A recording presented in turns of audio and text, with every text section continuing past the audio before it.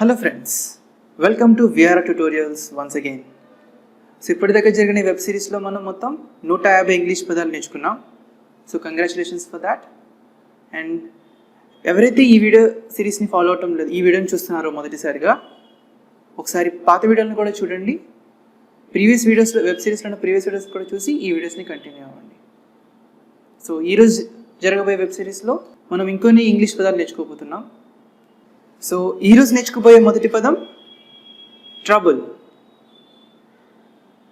ఇబ్బంది. She got in to trouble, ఆమె ఇబ్బందుల్లో పడింది. కాజ్, కారణం. Chopping onions causes my eyes to cry, ఉల్లిపాయలు కోయడం కారణంగా నాకు కన్నీళ్ళు వచ్చాయి.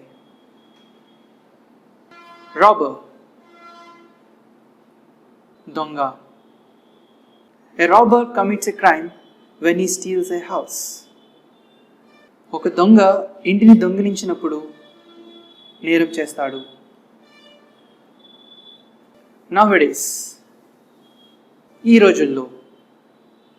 Nowadays, everybody wants to be connected to the internet. ఈ రోజుల్లో ప్రతి ఒక్కరు ఇంటర్నెట్కి కనెక్ట్ కావాలని కోరుకుంటున్నారు. Prison, jail. A prison contains dangerous criminals. జైలులో ప్రమాదకరమైన నేరస్తులు ఉంటారు. సో ఫ్రెండ్స్, ఇప్పటిదాకా నేర్చుకున్న ఈ పదాలన్నింటినీ మనం ఇంకోసారి రికాప్ చేద్దాం. డిసిపుల్, శిష్యుడు. కస్టడీ, అదుపు. ఇంటరప్ట్, అంతరాయం.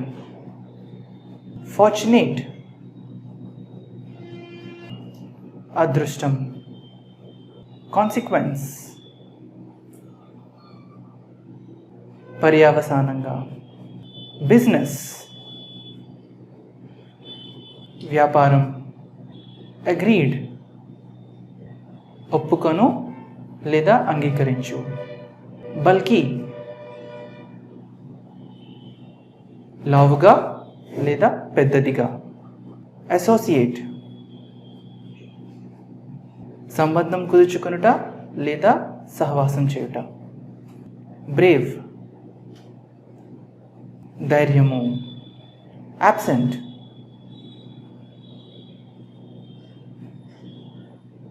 హాజరు కాకపోవుట. ఫెయిత్ఫుల్, విశ్వాసం గల లేదా నమ్మకమైన. ఫేమస్, కీర్తి గల లేదా ప్రసిద్ధి చెందిన. బిగిన్, ప్రారంభించు. బ్లీడ్, రక్తం కారుట లేదా రక్తం చిందించుట. హామ్, హాని. మెంటాలిటీ, మనస్తత్వం. మిస్యూజ్, దుర్వినియోగం. డిసిప్లైన్, క్రమశిక్షణ.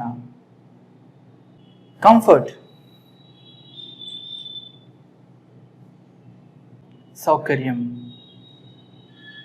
ఒపీనియన్, అభిప్రాయం. అప్రిషియేట్, అభినందన. కాంట్రిబ్యూషన్, సహకారం. క్రూయల్, క్రూరమైన. simultaneously,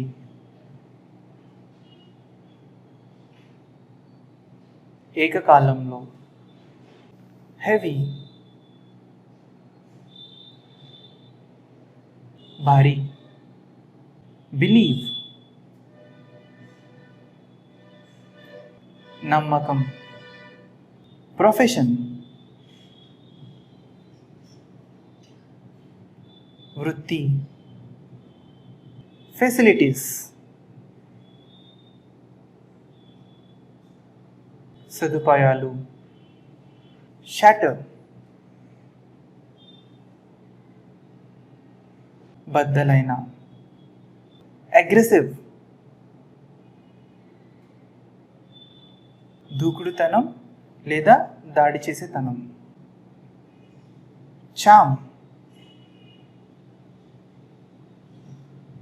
ఆకర్షణ లేదా మనోహరమైన.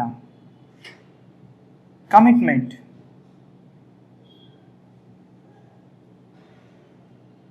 నిబద్ధత. పిటి జాలి. సపర్ భోజనము. ఆల్మోస్ట్ దాదాపు. డస్ట్బిన్ చెత్తకుప్ప. సిన్సియర్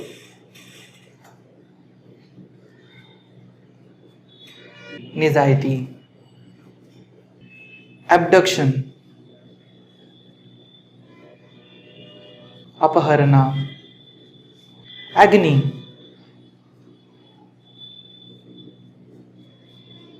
వేదన. పెరిష్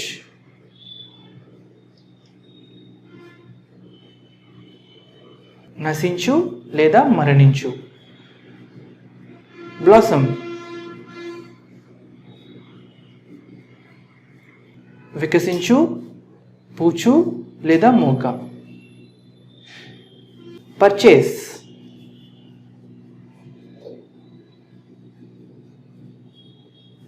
ఖరీదు చేయుట లేదా కొనుట. అక్రాస్ అడ్డంగా. ఎలోన్ ఒంటరిగా. కాన్సంట్రేట్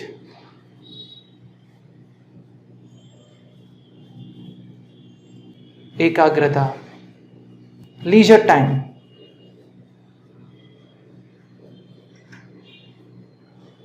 ఖాళీ సమయం. హ్యాబిట్స్ అలవాట్లు. ఓ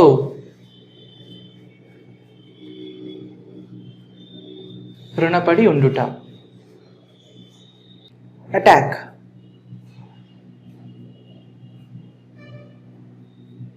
దాడి చేయుట. కాజ్ కారణంగా. రాబర్ దొంగ. నౌడేస్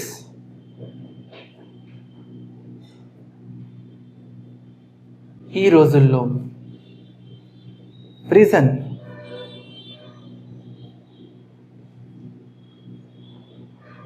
జైలు.